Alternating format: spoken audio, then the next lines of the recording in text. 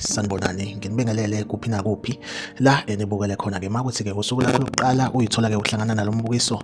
Ngicela ungalenzi iphutha kusekhaya la, subscribe kwi-channel, like i-video bese-ke uciphiza i-notification bell. Wenzelani? Wenzela ukuthi-ke uma ngifaka i-video wena-ke bese-ke uthola i-notification, then ngokushesha bese uyangena kwi-video uyayibuka. SikuTrend TV siyaqinisekisa-ke ukuthi-ke sikulethela-ke lolo daba olusuke lusematheni ngalolo suku. Inganza kwethu sikubhekela-ke nje kwigameko ezenzeka mihla namalanga la eMzansi. Osukwini la izolo bekuLosine umhla ka-14 kuMeyi kunesigameko esibuhlungu esenzekile laphaya endaweni-ke yaseNgonyameni. eNgonyameni ngithi iphesheya komlazi if ngingaphazami. Kubikwa ukuthi-ke kunendoda ewusomabhizinisi wakhona la eThekwini ekuthiwa nje inemizi impela ekubeka kucace ukuthi le ndoda iyacaphuna kusale kuthiwa inesitezi endaweni yaseHlokozi futhi kuthiwa-ke inomuzi omuhle eThekwini e-Adams. Kuthiwa-ke le ndoda le iye kubo noma iye la okuhlala khona uma wengane yayo. Kuthiwa-ke ifike yamfonela yamtshela ukuthi-ke akaphume ula ngaphandle.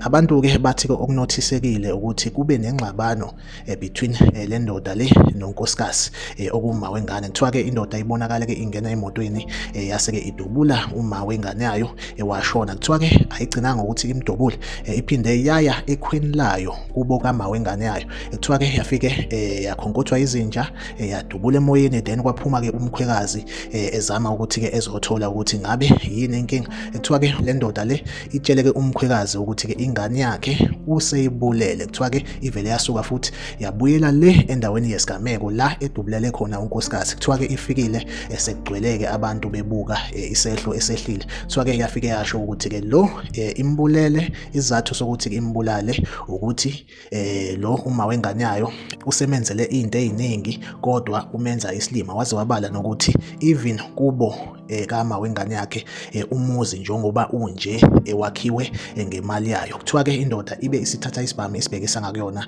nayo-ke yase-ke izithuma uphuthu. Lesigameko senzeke lapha endaweni-ke yaseNgonyameni eThekwini, KwaZulu Natal. Inganza kwethu awulike i-video, usubscribe kwi-channel uma ungasubscribile, uphinde ucommente kwi-comment section ungitshela ukuthi kuthini ukuphawula kwakho ngalolu daba. SikuTrend TV izohlezi ikhona inilethela-ke indaba eyisematheni usuku nosuku. Asihlangabezane kwi-video elandelayo.